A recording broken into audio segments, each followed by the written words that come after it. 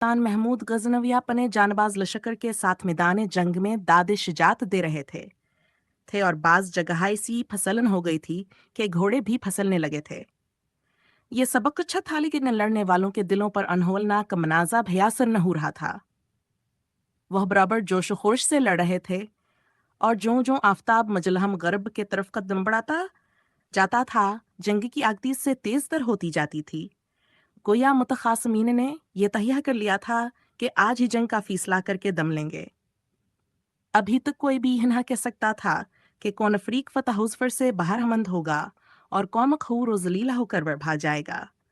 जब 4 घड़ी दिन बाकी रह गया, तब कला के अंदर से इस्लामी जानबाजों के रसाले जवालतुनता शावर अमीर अली ख्वेशावंद के थे।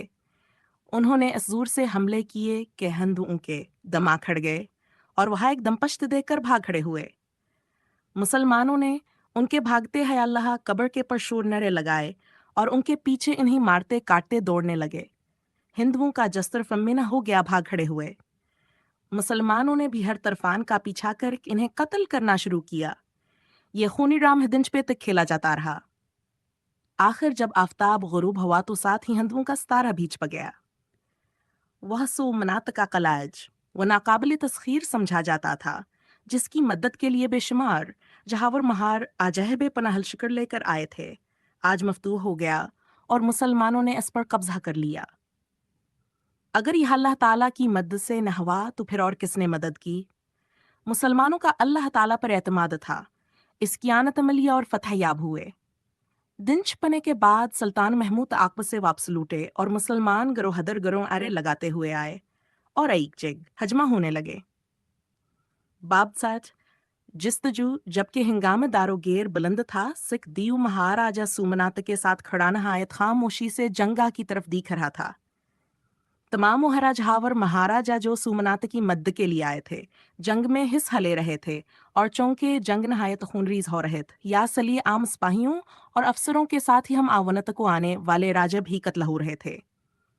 तारीखों में यह तफसील दर्ज है कि किस जगह के और कितने महाराज हमदर्द के लिए आए थे और उनमें से कहाँ के और कितने मारे गए। सिर्फात नापत है चलता है कि बहुत से राजा और महाराजा हम मशहूर मकामात के बड़े लाउल शिकर के साथ मदद के लिए आए और उनमें से कुछ हैं खप गए, कुछ जंगलों में घस गए और कोई नहीं जानता को हंगलों से बाहर भींकले या वहीं मरक प गए। अलबत्ता कुछ अजह जंगलों के करीब से होते हुए इन हलवाड़ के करीब से मथराउग यरह की तरफ निकल गए, और कुछ तो शिकस्त कीन दाम तकीव जैसे और कुछ शिकस्त हाली के बासानों ने अपनी शख्सियत का इजहार तक नहीं किया। खैर, यह तो बाद की बातें हैं। अभी तो हम असरोज के वाकयात बयान करते हैं। जिस रोज़ वह यादगार ज़मान हजंग हुई जिसने गाजी सुल्तान महमूद के शानो शौकत को आसमान तक पहुंचा दिया। यही हमला और यही वह शानदारत यगजनी थी जिससे उनकी हैरत अफजाए आलम में फैल गया, वर आज भी तारीखों में जल या हरफों में मरकूम है। जब हंदो शिकस्त खा कर भागे तो महाराजा सुमनाती हांदो हना का मंजर देखकर सख दीव से बोले, सिख दियो किस्मत पलट गई, कला हाथों से जाता रहा।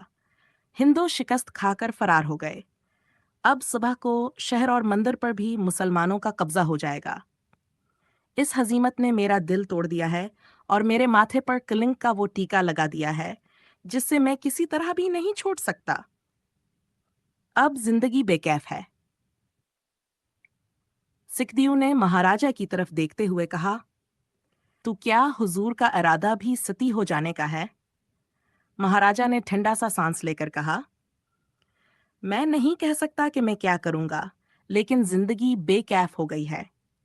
मेरी गैरत और शर्म ये गवारा नहीं करती कि मैंने हिंदुओं की कसरत, उनकी शजात और गैरत पर भरोसा के सलह की दावत को ठुकरा दिया। अगर मैं चंदर मोहिनी को इसके हवाले कर देता, मगर अब इस जिक्र से क्या फायदा? तो कहाँ जाएगा सिखदियू? हुजूर को मालूम है कि कला में मेरी बहन कामनी मौजूद है। हाँ, और मैं जानता हूं कि तू इसे कला से बाहर लाने की कोशिश करेगा, मगर कला में महारानी भी है। मैं नहीं चाहता कि वो मुसलमानों के हाथों में जाए। क्या तू अकरार करता है कि महारानी की भी हिफाजत कामनी की तरह करेगा? میں اقرار کرتا ہوں، مگر حضور بھی میرے ساتھ کیوں نہیں چلتے؟ اگر مسلمانوں نے مجھے گرفتار کر لیا تو اور بھی رسوائی ہوگی۔